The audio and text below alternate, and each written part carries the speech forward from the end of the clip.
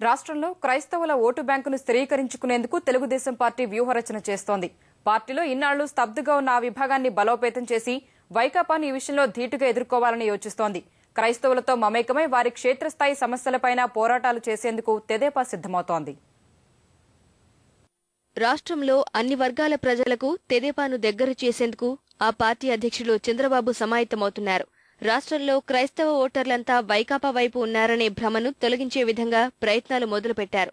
పార్టీలో ఎప్పటి నుంచో క్రైస్తవుల విభాగం ఉన్నా అది ఇన్నాళ్లు చురుగ్గా పనిచేయకపోవడంపై దృష్టి సారించిన బాబు తాజాగా దాన్ని బలోపేతం చేయాలని నిర్ణయించారు.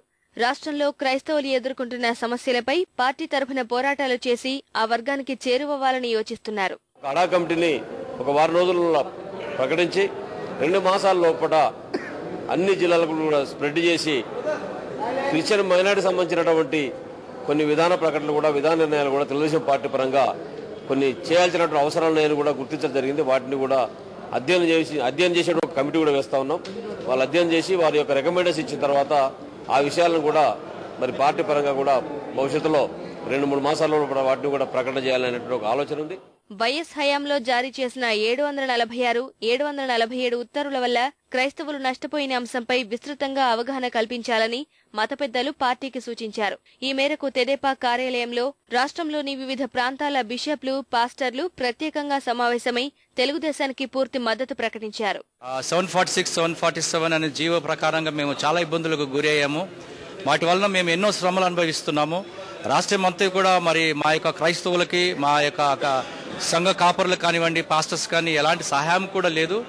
మరి ముఖ్యంగా ఏంటంటే మరి ప్రతి వారికి కూడా ఎండోమెంట్స్ ఉంది, తర్వాత వక్ఫ్ బోర్డు ఉందండి. క్రైస్తవులకంటూ మరి కార్పొరేషన్ ఒకటి పెట్టారు, కానీ దాని ద్వారా మా క్రైస్తవులకు ఎలాంటి ఉపయోగం లేదు.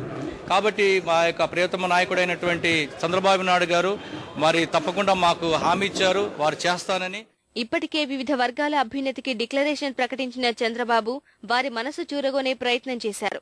అవినీతిపై పోరాటంలో యువతను భాగస్వామ్యం చేసి పార్టీ సిద్ధాంతాల వైపు ఆకర్షింపజేశారు. తాజాగా పార్టీలో క్రైస్తవ విభాగం బలోపేతానికి తీసుకున్న నిర్ణయము సత్ఫలితాలనిస్తుందని తెలుగు తమ్ముళ్లు విశ్వసిస్తున్నారు.